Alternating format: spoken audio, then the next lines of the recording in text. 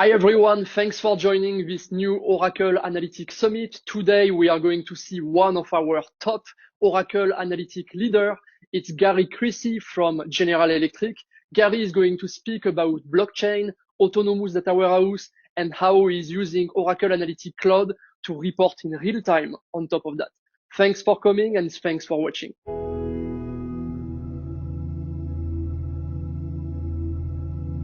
Hey folks, happy to be here today. My name is Gary Crisci. I'm a principal architect at General Electric and an Oracle ACE director. I'm here to talk to you about a proof of concept that we did at General Electric around using blockchain and analytics to improve our intercompany transactions. A little bit about GE. Guessing you probably are fairly familiar with this organization. Been around over 100 years, over 200,000 employees. 120 billion in revenue annually. And I do work within the corporate organization, which is independent of the businesses themselves. But corporate plays a role in obviously supporting the businesses. And that's what you're going to hear in this process that we talk about today. Is a particular finance process that corporate helps facilitate. So intercompany transactions involve specifically the accounting activity that happens between businesses that are owned by the same parent company. So if you think about the way we report our revenues externally, like any other company, if one of the divisions sells something to another division, that's not really revenue. It's internal revenue. And so the division that recorded it, they want to get credit for that because they did sell a good, but we can't really report that externally as revenue because it wasn't money that came into the company. It was money that moved within the company. So this is important. Back in my EPM days when I was doing financial consolidations in HFM, this is a big focus on what you do in consolidations is eliminating those transactions. But at a more transactional level, intra-month as the activities are happening, you also have to track this intercompany activity. And a big play around this is in optimizing cash flow, right? So if one business has to pay another business, the movement of cash is expensive. And so we want to look for ways to optimize that. If organization A owes organization B $100 and organization B owes organization A $50, I don't need to make two payments. I can just net it and make one payment of $50, thereby saving an extra transaction, which is more efficient and lower cost. So we have quite a large system around this. We have internally 3.4 million invoices a year that will flow through this system. And the system that runs it is a legacy mainframe. This is a lot of processing, and going back 25 plus years, those were the technology, hardware and software that you use to handle this kind of volume. That's an older technology, very expensive. So very hard to maintain, and the pool of talent is limited, and finding COBOL programmers, people with that kind of experience certainly is harder. So as we look at new solutions, we want to understand what we could do to eliminate some of the challenges that we have with these older systems and the risks associated with them. So we came up with something called IDEAL, which stands for Intercompany Distributed Accounting Ledger. And what we wanted to do is we wanted to build a system that was tightly integrated with our ERPs. We don't want to replace the ERP. The ERP is very good at what it does, so we don't want to replace that. But we want to be able to run more parallel and more seamlessly with the ERP and not be something that is completely disconnected from the ERP. So what we looked at is Hyperledger Fabric, which is an open source blockchain-based technology. And when I say blockchain, I'm not talking about cryptocurrency, right? This is not Bitcoin. We're not even talking about Ethereum. These are not public blockchains. Hyperledger Fabric is an enterprise blockchain. And so what that means is we get our own version, our own instance of Hyperledger, and we deploy it within the consortium that we agree to have participate with us. So all of the counterparties to the transaction participate, and everybody has a copy of the distributed ledger. This provides a lot of benefits that I'm going to talk about in a little bit, but this was kind of one of the foundations that we wanted to start with, is what would this look like, this process, if we ran it on a distributed ledger instead of having a centralized system like we have today on the mainframe. Some key delivery points were mobile first. So we wanted to make sure that we were coding the application for all the personas that would have to interact with it, not just the functional users, but also executives, middle management, whoever needed to interact with it, they would have a way that was practical for them in the way they work. Dispute management tool. This was another thing that we really wanted to have the ability to have process flows and workflows built into the system, so that if somebody were to come back and challenge an agreement, or if we had perhaps sometimes we have transactions that run in restricted countries and you have to have certain documents for that. So you say, okay, well, I don't want that transaction to go through until certain criteria is met. How can we facilitate that process with a workflow without having to build all of this from scratch? And at the end of the day, we have to be able to report on this information. We have to be able to see it. We have to be able to understand, and not just look at the data, but use that data as information to run the business better, to make better decisions, and to ultimately reduce costs and reduce errors and risk. So why blockchain? I think there are still plenty of people out there who are unsure. Cryptocurrency has certainly made people a little bit suspicious about blockchain. They don't necessarily understand it. People have seen cryptocurrency prices spike to unbelievable levels and then drop down. So you have people who've lost money with it. So I think they're a little suspicious about the technology. But what's important here is that we're not really talking about anything that has to do with that side of blockchain. What we're talking about are distributed ledgers that are cryptographically secured. And what all that means is that we use math and calculations in a computer to verify the transactions and ensure that they cannot be tampered with. And this gives us the ability to have that distributed across a network of participants instead of having a single point of failure in a centralized system. Blockchain brings trust into the equation. And this is one of the first questions that I'm often asked, because we're talking about an intercompany transaction process. Most of the blockchain projects that you're seeing these days are based on companies working together, external parties trying to come together. But when you think about trust, often too often, the conclusion that people jump to is a malicious actor. Right. And so you say, well, an actor in one GE business is not going to try to defraud another GE business. And while that is absolutely true, and we have all the controls in place to prevent that, trust has many different layers, such as the trust that you are going to do something the way that we agreed to, or the way that I understand it versus the way you understand it. And sometimes we don't understand things the same way, even though we think we do. When we're talking about blockchain, a lot of the things that we look at are things that we have highlighted here, like trust, transparency, intermediaries, and automation. Trust is one of the first ones that I get questioned on, especially in the context of the way we did this project, because we were talking about intercompany. And a lot of times people will say to me, trust is not an issue for intercompany. And they are correct from the standpoint of when we think about like a malicious actor or one organization trying to get the best of another organization. Obviously, GE organizations are working together for the betterment of the total GE. That's not a problem. But trust also comes into other factors, such as the way I expect you to do something and the way you expect me to do something. And we have trust that we're going to do it the right way. Without malicious intent, I may do something different than you expected me to do it. And so that trust extends to the way we process. And so when we look at what we have in blockchain with tamper-proof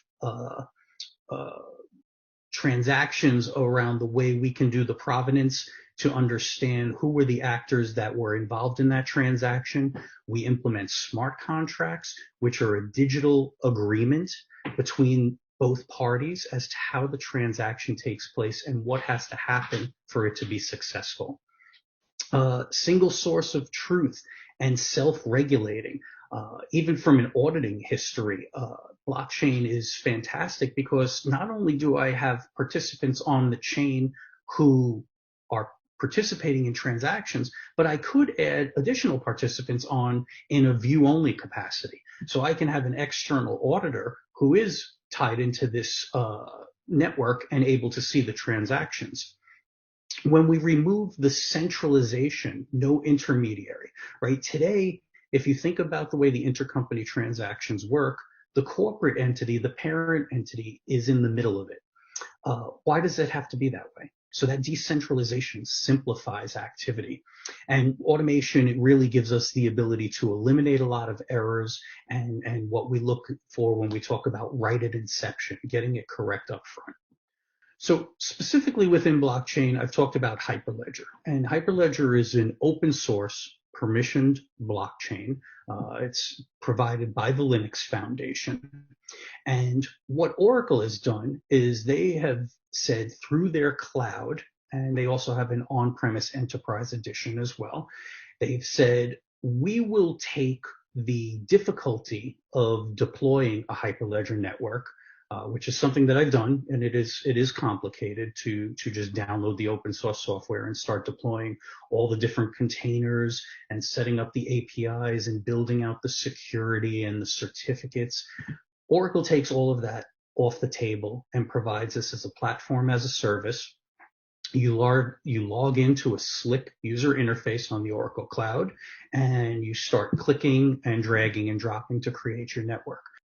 Some of the benefits that you get with Hyperledger are that it is a permissioned blockchain. Again, we have smart contracts, which give us the ability to kind of agree how the transactions have to come together in order for them to be successful. You have something in Hyperledger called channels, which is really an interesting and important concept. It's sort of related to security, but it's more than that. What channels do is it allows me to segment the ledger. So even though I have a shared ledger across multiple entities, I can segment that ledger so that certain entities can see each other's transactions, but other entities can be isolated from that. So really the use case around that is if you think about a supply chain and a vendor may not want their different suppliers to see the prices that they're getting from each one of them. So channels can separate that. And even within an internal organization, such as the intercompany transactions that we're doing, being able to break out that transactions, I can isolate activity between the different businesses. And again, modular architecture, consensus protocols around how these transactions are agreed upon and committed to the ledger, and to reiterate, no cryptocurrency required on Hyperledger. So looking at the solution architecture, what we really started to come together was how we can pull multiple pieces of Oracle technology together, because blockchain is only one piece of the solution. And that's really a big point to understand as you embark on one of these projects, because the blockchain really only handles the transactions. But then we started asking questions as we met with Oracle and we were brainstorming on this. We said, well, how do we get transactions from the ERP or from a user, a spreadsheet, onto the blockchain? How do we get it back off the blockchain and into the ERP? And Oracle said, oh, well, we have Oracle Integration Cloud. So I'm going to talk about that in a couple of minutes. We talked about, well, how do we do our reporting? And that's where Oracle Analytics came in, and what they call on the blockchain product, the rich history database. So I'm going to talk about that also in a little bit. So what you have here is a collection of Oracle products that provide a wing-to-wing solution. And this, again, was very important because we were trying to move very fast and we didn't want to have to go and deal with multiple vendors and try to figure out how to get all of these different tools to play together. But you need to touch on all of these different areas. You need an integration solution. You need some kind of a blockchain ledger. You need smart contracts. You need an external database if you want to report on the blockchain activity. You need a reporting and analytics tool. You need security, and you need a front end if you're going to build a web app. So all of these things had to be incorporated. And while we could have gone and picked and choose, it was all over the place and tried to figure out how to get it all work together. Oracle came with a wing-to-wing solution on how to solve all of that on the Oracle Cloud.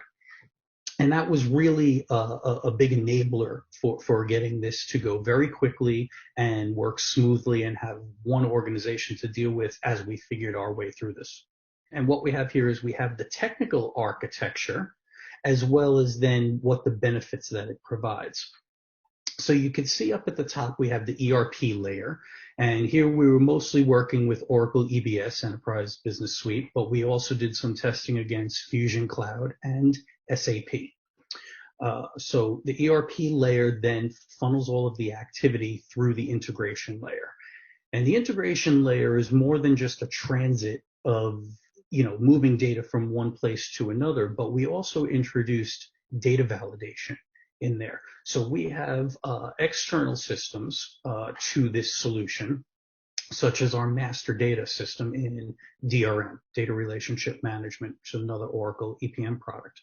And that stores all of our master data for our chart of accounts.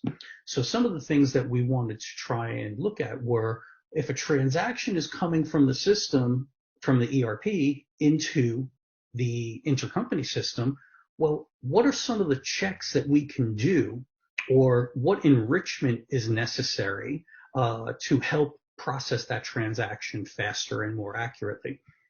So as we go through the integration layer, we're able to pick up additional information about, let's say, a cost center or a business unit or a legal entity. We're able to pick up additional information, maybe about whether or not it is a restricted country, what kind of currency is the base currency, and is that different from the transaction currency of the invoice that's being submitted. So a lot of logic in that integration layer to help, once it gets to blockchain and we have the smart contracts, have all the information we need to process it. So in that third layer, that is the blockchain with the smart contracts. Those are the intercompany agreements. That's where we're going to calculate settlements. Again, if I have somebody, if I owe you 100 and you owe me 50, we don't have to make two payments. We can net the settlement. And the netting and the settlements are done in real time in the blockchain because it is constantly being updated with each transaction. Okay, and we wanted to build in the different logic that's necessary for intercompany transactions, which has a lot to do with what we call two-way and three-way matching, where we match our invoices to our sales orders and our receipts to make sure that everything checks out and balances correctly. The next layer on top of blockchain is really a huge value add that Oracle brings to the table. And I haven't found this in any of the other providers to date for Hyperledger, whether you deploy it yourself or you deploy it on one of the other large cloud providers. What Oracle does is they have a real-time data pump that takes the information off of the blockchain and moves it into an autonomous data warehouse. From there, you can normalize or denormalize the data to stage it and set it up for reporting and analytics. And that's where Oracle Analytics comes in, where we're able to do that reporting and get a window into that data and be able to see what is really going on. What are the number of transactions that are being processed? How many are being held up? How much money needs to be transferred in a particular currency? All of these questions can be answered very easily in real time. And then, of course, the user interface, which is a web front end that allows us to provide a window into the system for end users to work with. So this is the solution architecture. You can see that we have all of the different components that I've talked about, and that this is a pre-integrated cloud service for rapid development. And it's all built on Oracle's cloud infrastructure. This dives more into the actual solution architecture around the transaction flow across a distributed network. So I won't dig in too deep to this, but basically you can follow the transaction flows as the transactions leave an ERP, They go through the integration layer, they get enriched, they go onto the blockchain, et cetera, and how the data flows through the system. So I've talked a little bit about Oracle Integration Cloud, and so just to dive in just a little bit deeper, what this is it's a product that allows you to basically move information from point A to point B at its most simplest explanation. Where it comes in really useful is it's a low-code environment.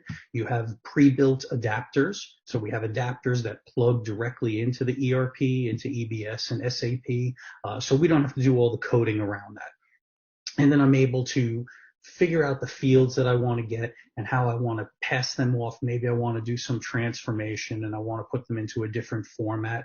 Maybe I want to take it from a tabular format, convert it into a JSON format, and move it from on-premise where the ERP is up into the Oracle Cloud. So integration services handles all of that. It's more than automation, but that's a big part of it, is running. How does this run once you get it deployed and users are interacting with it? Integration Cloud also has Process Management Cloud built into it, which is the tool that we use to do those workflows, which was very helpful because coding that from scratch takes a tremendous amount of effort, and process management really was a huge accelerator as we were able to embed those screens directly into our web app. Again, the Oracle blockchain, this is a view here of what the Oracle dashboard looks like. If you deploy Hyperledger yourself, it's mostly command line. You're working on a Unix server and you're typing in at the command line. Oracle provides a very robust UI that connects to their cloud. And here you can see is a visual representation of the network. And you can see I have 3 organizations here in the proof of concept: corporate, healthcare, and aviation. And you can see that corporate is the founder, and it has the ordering nodes as well as peer nodes and the certificate authority.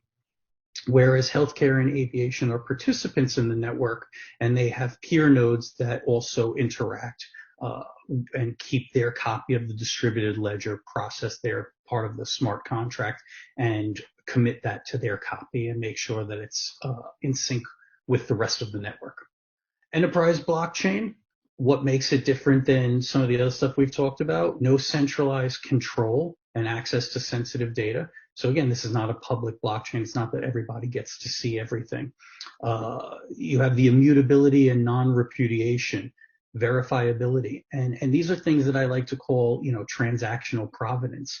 A lot of the use cases you hear around blockchain are around product provenance, like when we talk about food supply chain and being able to certify like organic products. But from a financial standpoint, we have the same requirements to understand the evolution of a transaction. Who submitted it? Who's touched it along the way? And how did it get to the state that it's currently in? And blockchain gives us the ability to track that and know that nobody could have tampered with it. This is a full view of the Oracle blockchain dashboard. Again, this provides us with some tools as an administrator, as an owner of the network, to be able to understand how it's deployed, how it's performing, are things working the way they're supposed to. One of the great things about this is the improved fault tolerance. Because it's a non-centralized network, it's a distributed network. We have many nodes and peers. If a peer goes down, the other peers are still running. And when that peer comes back up, it'll catch up. So you can monitor the health of the system from the dashboard. Oracle Cloud Security is another tool that is part of this solution. And this is really helpful because it enables us out of the box to be able to implement both authorization as well as authentication. And you have roles within the blockchain tools within Integration Cloud, content management within Oracle Analytics, and all of those can be centrally controlled through Identity Cloud Management. So Oracle Analytics Cloud, really, really powerful tool to tack on to this, right? Because up until now, I've mostly focused on the transactional side of it and the use case, right? So we have this accounting problem. How are we going to solve this accounting problem? Well, I'm going to use this distributed ledger. But at the end of the day, what really we need is information. so that we can make good decisions about how to run our business. And this is where analytics comes in, and this is kind of the overarching umbrella or the cherry on top, however you want to look at it. And we're able to build very powerful UIs that allow people to go in, interact with their data, see what's going on, know where they are. We can embed these views within our web app, or we can shell out and kind of work in OAC independently. But either way, we have a lot of flexibility here. So we've developed a number of different reports, like counterparty to and from. We're able to analyze the block lineage, like I was talking about earlier, transactional provenance.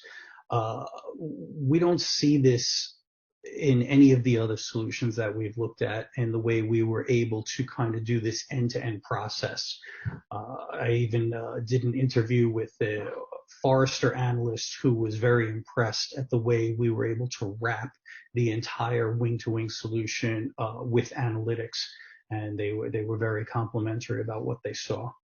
So this is an executive dashboard that we built out, and you can see we look at a number of different things here, including total invoices by count, by amount.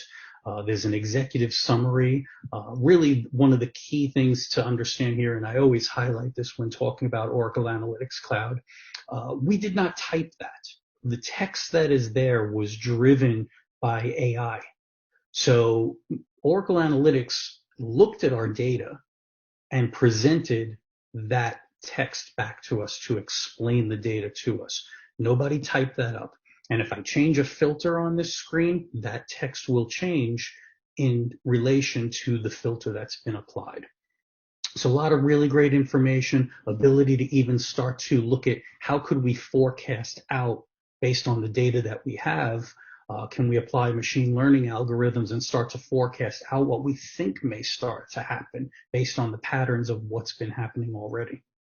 Here's another part of the executive dashboard. These are part of that forecasting. This is diving in a little bit deeper into that to look and see a little bit more about what's going on with the transactions. Here we have a heat map for transaction status by country and business. Again, more descriptive text being generated by the AI, as well as the visualization that shows us where to hone in on what areas are important. This is the one that, again, I kind of say this term a lot because I think it's really important. This is, tied to some of that transactional provenance, or about being able to kind of understand the status of the transaction as it's moving over time. And so here we're able to kind of see what's been happening with different activities. Very powerful, very useful for end users who are trying to troubleshoot or understand what took place with the transaction. I love this particular flow. This kind of shows the flow of activity from an entity through different currencies and what was the current status, the outcome. So to wrap this up, what are the key takeaways we came up with? We explored how we could use distributed ledger as a potential way to modernize this system. We know that we've successfully developed a blockchain-based platform with our intercompany's capability model in mind as to how we can meet our functional users' requirements. And we really looked at, what did this POC deliver, and how could we look to move forward and implement this kind of solution in the future. And, as the takeaways for what we were able to do, we know that we reduced the number of reconciled invoices. We had codified business rules and controls. We had a very robust exception and dispute management process. A lot of flexibility. This took on a microservices approach with the way we used Integration Cloud to talk to the different data verification, validation solutions, and really enhanced the cash flow forecasting and proved out that we could do near real-time transaction processing. So we were very pleased with the outcome and think that there is a potential opportunity to leverage this in the future and to move forward to improve the processes that we have today. So thank you for your time, and if there are any questions, I'd be happy to discuss them with you now. Wow, it was an amazing presentation. I'm looking forward to see more of our global Oracle Analytic leaders presenting. If you want to know more about this presentation, just ask your question in our Q&A. You can also complete the survey. And again, thanks for joining and thanks for watching.